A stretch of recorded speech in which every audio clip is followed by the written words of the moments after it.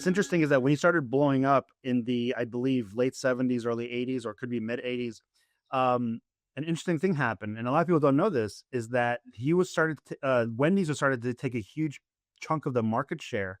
And then McDonald's, who was the undeniable king of the fast food burger, was like, whoa, we gotta watch out, because this he's coming for us. And at this point, we're so big, we can't afford to lose even, a few percentages. And so that's when they invented Ronald McDonald. It was after Wendy's. And now they have an individual, fictional character, of course, but a mascot, some kind of person that people can identify with McDonald's. Sure. And so it's an interesting thing where it's like, even the big boys, even the big, multi-billion-dollar brands recognize, that how important it is to have some kind of entity that people can focus on. Yeah. And to answer your question about, where's a good place to start? There's a lot of debate on this, because I do believe that once people start to know what industry you're in and what services you provide and what benefits those services provide, then they're interested in perhaps your story, the origin, how you got started. But for the most part, I feel like a lot of business owners who start to kind of delve into video marketing and video and content creation overall, one mistake I do see is that they get too soon into their story. And the truth of the matter is, a lot of people just don't care. A lot of them kind of just want, the benefit, what's in it for me. And especially other business owners, right? So if you're a business owner and you're looking to acquire some kind of business, whether it is video marketing or any kind of marketing, they really are looking for that ROI. And so, in my opinion, the best way to get started with content, and also it coincidentally helps you get over perhaps any kind of shyness or some kind of stage fright, which is super common when you're first starting to create content. And we all go through it a little bit. Just at some point you live with it. Oh yeah.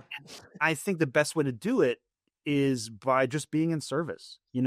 I always tell people, a lot of my clients, when it comes to those first initial video content, it's like, what are the biggest pet peeves, or what are the biggest myths that you see about your industry? Like if it's a lawyer, they're talking about how lawyers can't be trusted, or they're evil, they're so, whatever it is, whatever is that we think, or like contractors, right? A lot of them have that stigma of not finishing the job, not properly establishing a budget or the timeline and sticking to it.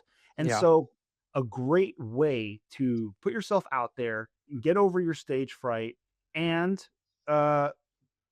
build your audience is to start being super generous with whatever you think your trade secrets are. The truth is, if you give away everything that makes you like special individual, obviously not to the granular detail, but just enough so that people feel like, wow, so that's how you do it. Or, oh, I didn't know that. And if they walk away with that kind of feeling, the trust is absolutely inevitable. It's incidental to you just being genuine. If you have an issue with your plumbing, it actually might be this, or whatever it is. Or if you have that weird sounds coming from your car, but it sounds like a scraping sound, you might want to check. Little free nuggets like that are going to build your trust. They're going to make you focus on the thing that you're actually passionate about, and not talking about yourself, right? It's egoless. And so once you remove that factor and you give away these free, generous, aha moments for your audience, these little like truths, and my favorites are the myth busting, right? Because a lot of people think, but turns out it's actually this, especially today.